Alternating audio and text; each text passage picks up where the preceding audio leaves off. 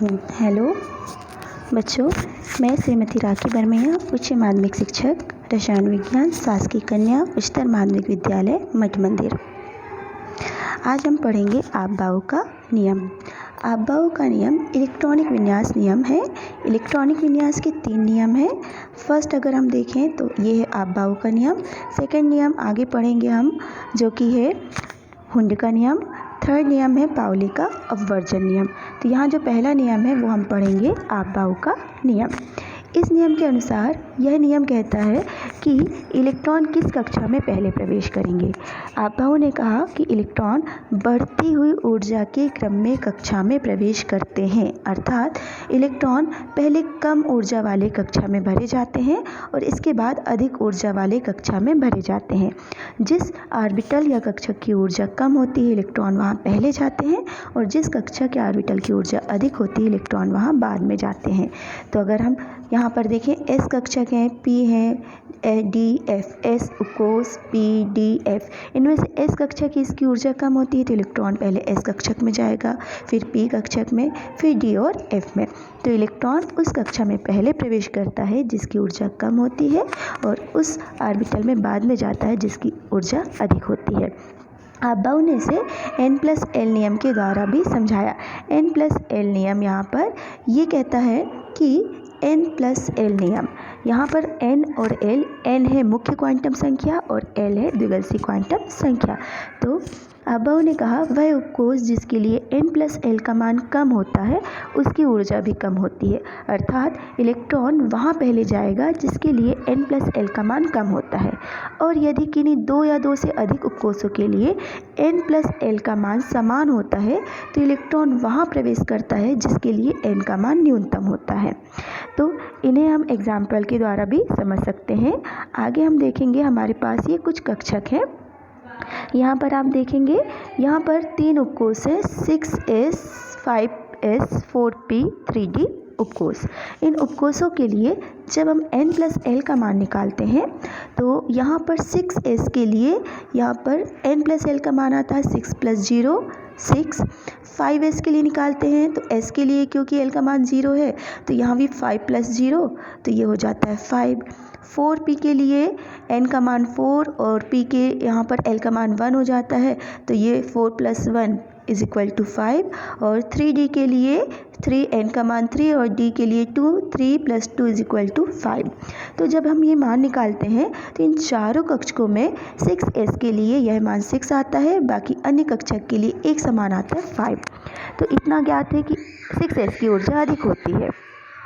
लेकिन अब यदि हम आगे देखें तो यहाँ पर 4s, 4p, 5s, 4p और 3d है। इनमें अगर हम देखें n+l के मान समान है, पर अगर हम n का मान देखें तो जो 3d कक्षक है उसमें क्या है, n का मान 3 है, सबसे कम है, मतलब इसकी ऊर्जा कैसी होती है, कम होती है। तो इलेक्ट्रॉन 3d में पहले जाएगा, फिर उसके बाद 4p में जाएगा, फिर 5s में जाएगा और उसके बाद 6s में जाएगा। तो इस तरह से हम ये देख सकते हैं किस उपकोष के लिए ऊर्जा का मान कम होगा और इलेक्ट्रॉन कहाँ पर पहले जाएगा। इसे आप-बाऊ ने एक ये जो आरेख है, आरेख के माध्यम से भी समझाया था। पहले हम आरेख देख लें।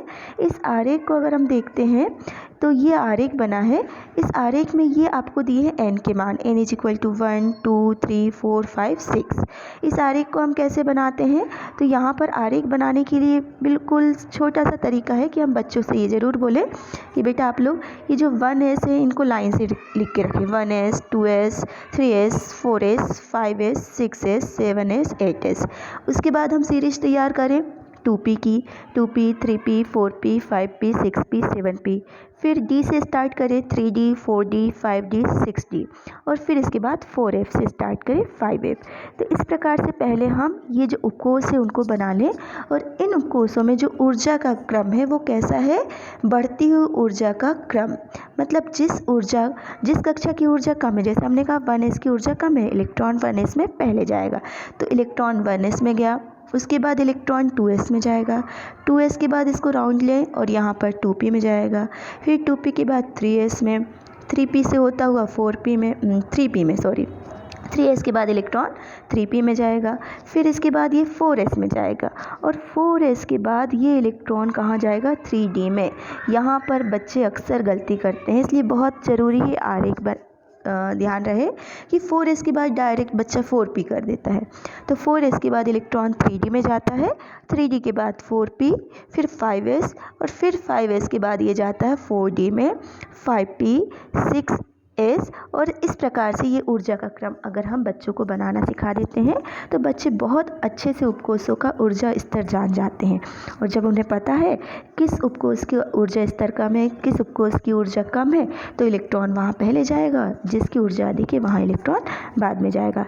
इस पूरे आरेख को जब हम तैयार कर लेते हैं, इस आरेख को तैयार करने के बाद जो बच्चे हैं वो इस प्रकार से लिख लें, ये ऊर्जा के क्रम जो लिखे हुए हैं यहाँ पर, ये ऊर्जा के विभिन्न क्रम कि 1s की ऊर्जा कम होती है, 2s, 3s, 3p, 4s, 3d, 4p, ये ऊर्जा का बढ़ता हुआ क्रम है। इस बढ़ते हुए क्रम के अनुसार इलेक्ट्रॉन भरे जाते हैं।